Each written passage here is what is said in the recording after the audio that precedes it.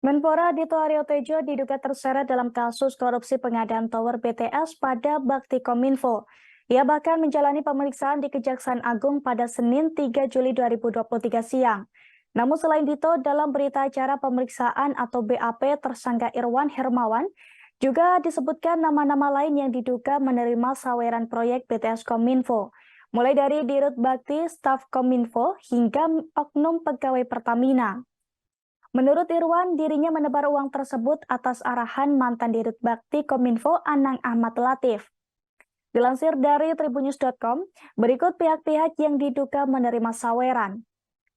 Pertama, dalam periode April 2021 hingga Oktober 2022, terdapat staf menteri yang disebutkan menerima sebanyak 10 miliar. Lalu Desember 2021, Anang Latif disebutkan menerima sebanyak 3 miliar. Pertengahan tahun 2022, Pokja, Feriandi, dan Elvano menerima 2,3 miliar. Maret 2022 dan Agustus 2022 disebutkan juga Latifah Hanum ikut menerima saweran sebanyak 1,7 miliar.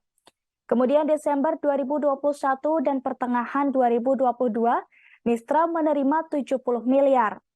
Disebutkan pula pada pertengahan 2022 lalu, Eri dari pihak Pertamina menerima sebanyak 10 miliar.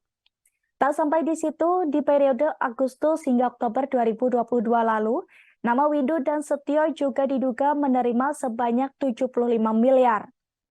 Lalu Agustus 2022, ada Edward Huta Haena yang diduga menerima saweran sebanyak 15 miliar.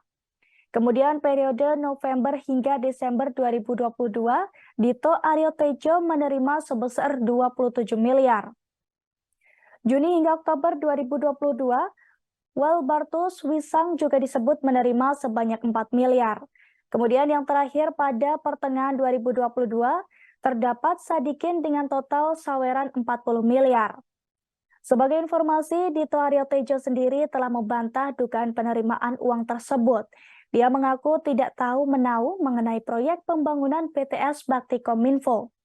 Sementara itu, peran Menkominfo Johnny G. Plate dalam kasus dugaan korupsi proyek Best Trans Service Station atau BTS 4G terkuak setelah Kejaksaan Agung menetapkan dirinya sebagai tersangka.